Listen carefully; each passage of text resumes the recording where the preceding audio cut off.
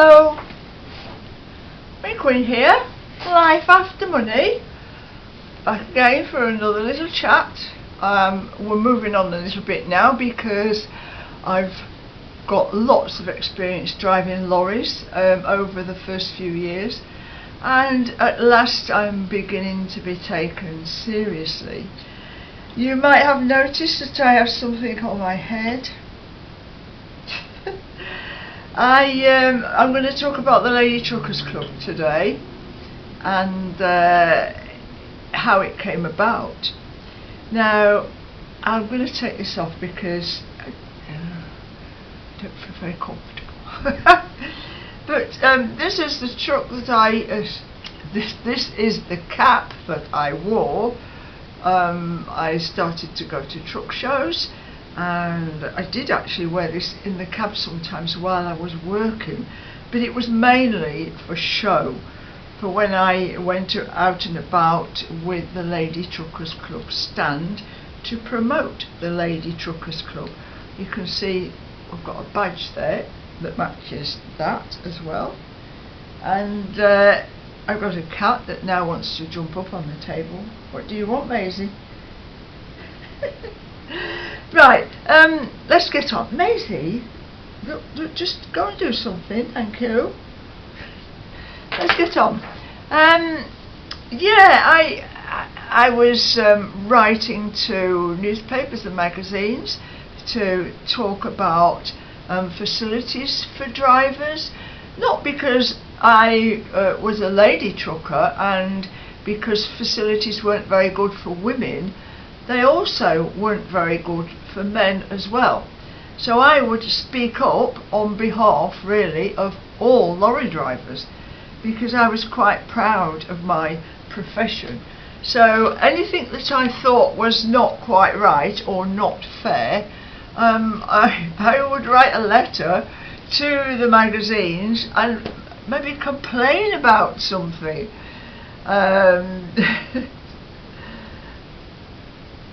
Yeah, parking on motorways, for instance, the high cost of parking on motorways. Another one was no facilities for ladies to have a wash, and even none for the men either. I mean, I lost count of how many times I had to go into the gents' toilet to get a shower because there were none in the ladies'. So I've got cuttings of quite a lot of my correspondence with with the newspapers. Multi-drops. It doesn't surprise me that there is a shortage of drivers. From my experience, multi-drop drivers are given a nearly impossible number of deliveries to do each day. Well, yes. So they were very difficult jobs, and I felt that, you know, I've got a voice and I'm going to speak up about it. But so I was getting well known. I was getting known in the media, in the magazines, newspapers. Radio was ringing me up for radio interviews. So how did it start, the Lady Truckers Club? I was down on the 27, or is it 271, Roundham Services near Southampton, and I was parked there for a break, and alongside me came another lady trucker, and I looked across and I thought, oh, it's a woman driving a truck. And that was probably the first one I'd had contact with face to face. So I had to get out the cab and go across and have a chat with her. And she was very much like myself. She was single. She lived down south and she loved her job. And she was out every night of the week living in her lorry. And we got on really, really well. So at that time I was also a member of several different trucking clubs. There were some all over the country. There was the South West Truckers, East Coast Truckers, the West Midlands Truckers, the Scottish Truckers. I even joined the Scottish Truckers Club. So I joined all these clubs because it was just nice to be in contact with other lorry drivers, more for the social side of it, because I mean, I wasn't really having a social life at all because I was just out in the lorry all the time. So, yes, the lady was called Dot. Dot! I met Dot on the services. And I thought, why don't I start a club for lady truckers? I don't know if it would work, and I didn't know where the lady truckers were, so I wrote to the magazines and I said, if anyone wants to join a lady truckers club, any female HGV licence holders want to join the lady truckers club, then I will start one. So they printed my letters and I did get some replies, so that's how it started. I started off by collecting names and addresses of members, giving them a membership number, signing them up as a member. At that time we didn't have anything printed because we'd got no money. I actually put £100 of my own money in the pot to get it started. So I started to write a monthly newsletter and send it out.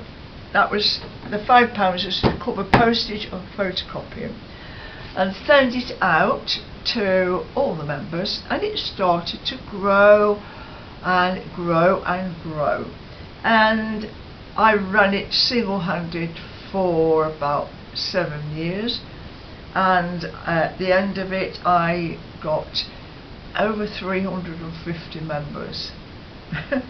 So I've even got the first newsletter that I wrote here, February 1986, and look at this, all typed out, all pieced together on a typewriter, and added little bits of pictures, photographs.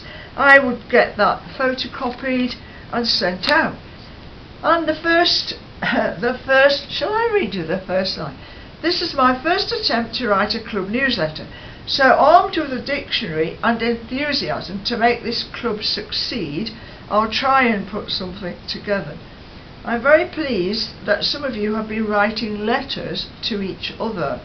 That is a good way to get to know each other and doesn't cost much, only the price of a stamp.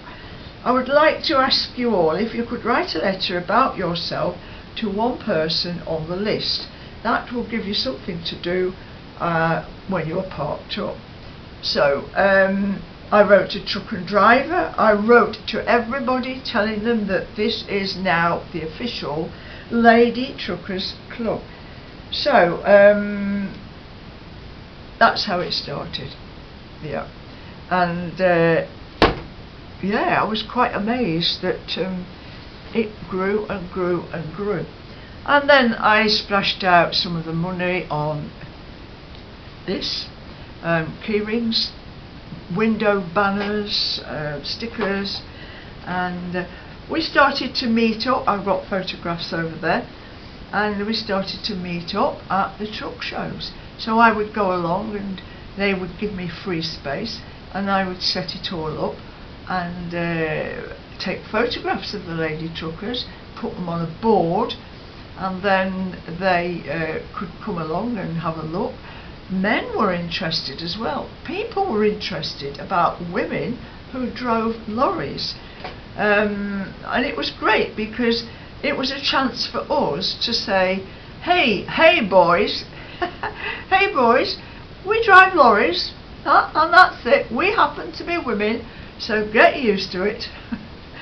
I realised soon after that it could be a really good vehicle to promote women in transport, and I thought there'll be lots of ladies out there who would really like to become lorry drivers, so I could then put out lots of information about how to go about this and help people along the way and to fulfill their ambitions, their dreams. So I got letters from people, and I got not phone calls, because I didn't give phone calls away before computers. You see, I did this before computers. There was no email addresses. You know, I had to physically type out all of these and physically go and get them copied. And I would often make notes in my cab when I was parked up at night. And so at one time I was doing nothing else but working for a living, you know, 60 hours a week, and the Lady Truckers Club. That took all my time up. I didn't do anything else. So I used to get letters from young girls interested, and I realised that we'd have to have I want to encourage young people to follow their dreams. I want them to be able to get the information that they need to be able to choose what job they want to go into.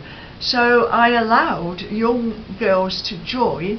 They didn't have a licence, but I made them associate members.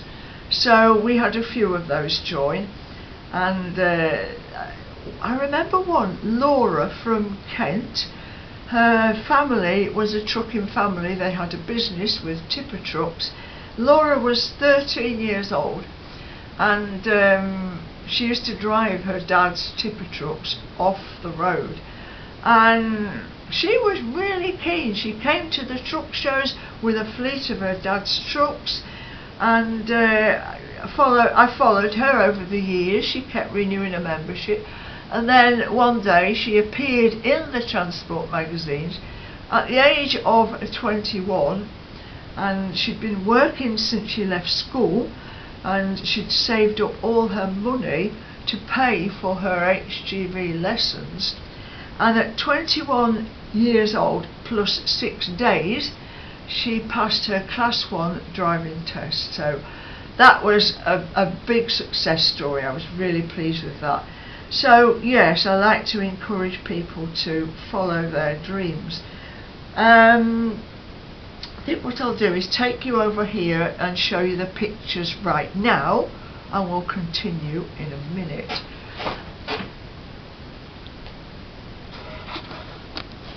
Here we go, some photographs of the Lady Truckers Club members meeting up at the truck shows, truck racing. So this one here is, we didn't have our own yellow t-shirts. We had a few. The white ones were sponsored by Keltruck, Scania dealers in the West Midlands. So there we are. Have I got my hat on there? I don't think. Yes, I have got my hat on there. Lynn's got her hat on as well. So that's probably sometime in the early days of the club. Wheels is the United Road Transport Union. They gave us space to have our stand, put our photographs up. So we've still got the white sweatshirts there. They're not in any order, these aren't.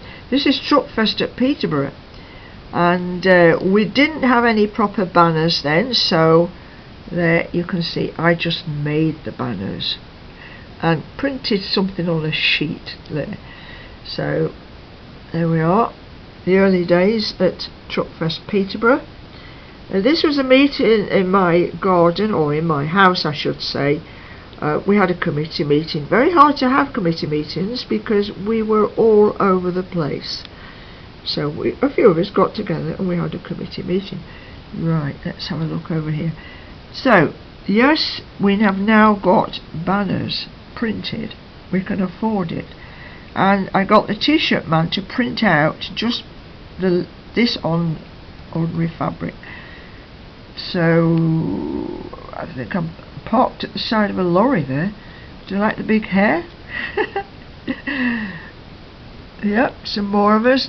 This is another Truckfest at Peterborough, and my company Leicester Heavy Haulage lent me a van for that, and this is the sons of the owner of Leicester Heavy Haulage, Stephen. Stephen came with us. Smashing lad. And this one, I've got a different t-shirt on. I was selling tombola tickets to win prizes and making some bit of money for a charity called Changing Faces. So we just set it all up. There we go. Look.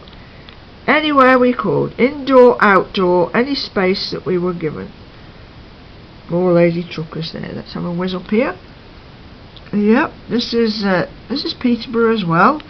We did Peterborough, we did South West Shepton Mallet as well. So more lady truckers.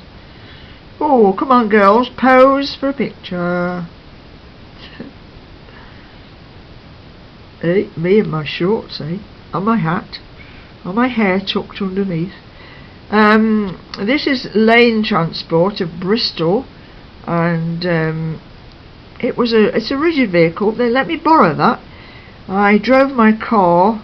Now I'd done a week's work. Drove my car down to Bristol on a Friday night after work. Swapped my car for that little truck because they lent it to us for the weekend to put the lady trucker's stall up there, you see. Pallets come in handy. Yep. And I used my car a lot, obviously. I had a caravan as well.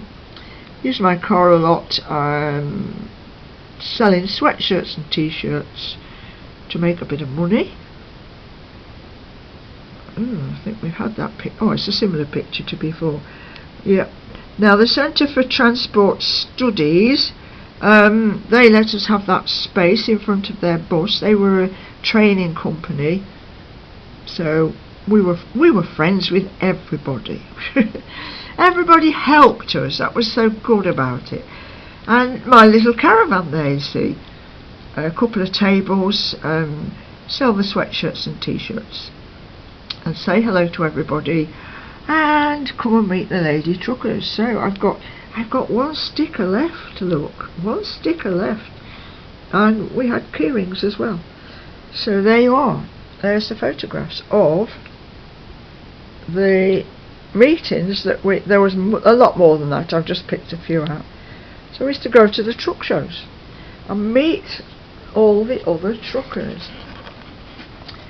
Now, oops, are we still? Yes, we're still.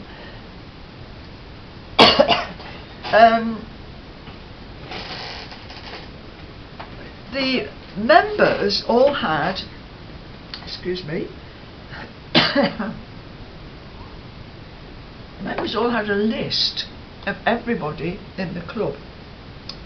So it worked very well as a support network because they had the list with them, and I was having nights out in the cab, so were others, and we could help each other out with a bed for the night, and it worked quite well for me because I met a lot of the members that way.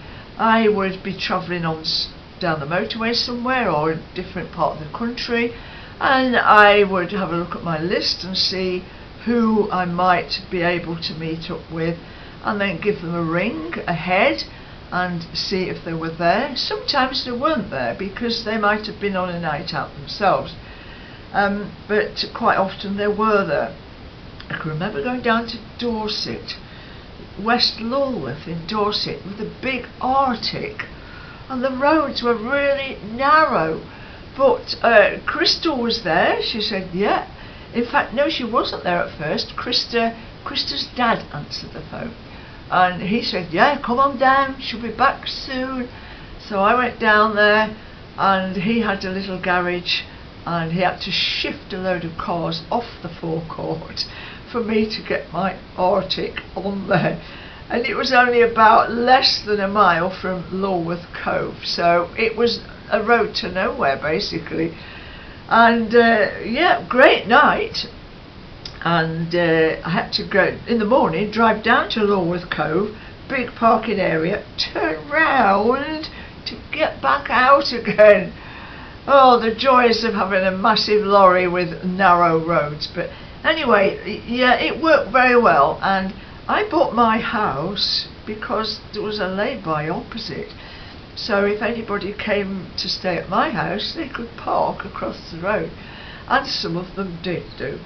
So I also realised then that, you know, other lady truckers were having a hard time like I had, and they were struggling to keep going because they really felt like giving up like I did, but then I did keep going. So we were a support network really. We could ring each other, we could write to each other, and that did work very well as well. So and I made quite a lot of friends. I have organised events for the lady truckers. We used to go to truck shows with our stand. I have also organised a couple of truck shows myself, but it's going to be too much to cover in this one video, so it was sort of one thing led to another really, and I was just, well, I just wanted to keep going because I felt that it was helping other women get into the job, get into transport. It was helping people to understand what we were about. We didn't want to take their jobs, and we weren't out to prove anything. We just wanted to be able to do the jobs that we loved. We just wanted a fair chance. So I'm going to knock this off now and get it onto YouTube, and you'll see it eventually. I'm stockpiling a few actually, and recording as I go, saving up, and then they will be released. So thank you for popping in, and there will be more about the lady truckers because it gets even more exciting. Bye.